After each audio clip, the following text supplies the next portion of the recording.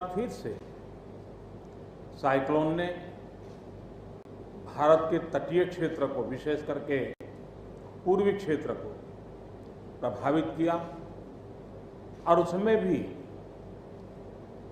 सबसे ज्यादा दुष्परिणाम पश्चिम बंगाल के हमारे भाइयों बहनों को, पश्चिम बंगाल के नागरिकों को, यहाँ के संपत्ति को बहुत हानि पहुंचाई है।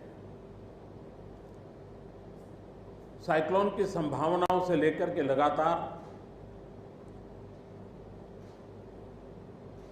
मैं इससे संबंधित सभी लोगों से संपर्क में था।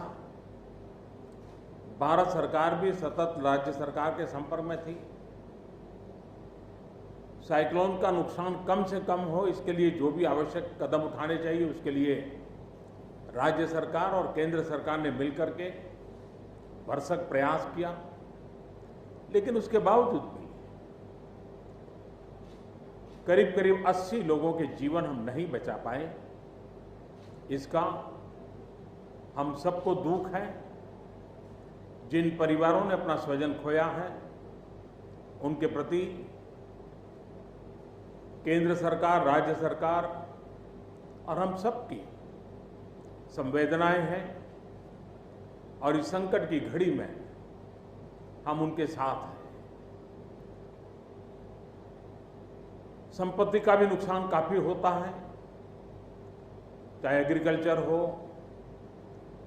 चाहे पावर सेक्टर हो, चाहे टेलीकम्युनिकेशन हो, चाहे घरों का उजड़ जाना हो, अनेक प्रकार का, चाहे वो इंफ्रास्ट्रक्चर का हो, चाहे व्यापार जगत से लोग जुड़े हुए हो, चाहे खेती क्षेत्र से जुड़े हुए, हर किसी को नुकसान होता है।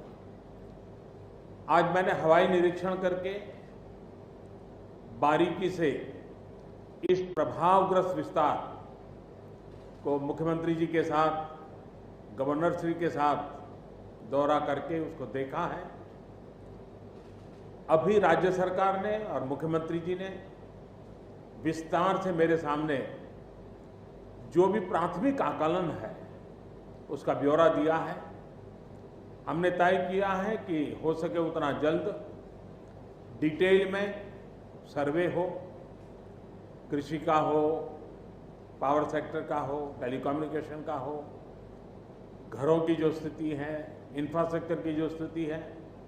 केंद्र सरकार की तरफ से भी तत्काल एक टीम आएगी और वो टीम इन सभी क्षेत्रों में सर्वे करेगी और हम मिल करके रिहेबिलिटेशन हो, रिस्टोरेशन हो, रिकंस्ट्रक्शन हो, उसकी व्यापक योजना बना करके बंगाल की इस दुख की घड़ी में हम पूरा साथ देंगे, सहयोग देंगे और बंगाल जल्द से जल्द खड़ा हो जाए, बंगाल जल्द से जल्द तेज गति से आगे बढ़े, इसके लिए भारत सरकार कंधे से कंधा मिला करके काम करेगी और जो भी आवश्यकताएं होगी उन आवश्यकताओं को पूर्ण करने के लिए भारत सरकार के जो भी नीति नियम है उसका पूरी तरह उपयोग करते हुए पश्चिम बंगाल की मदद में हम खड़े रहेंगे।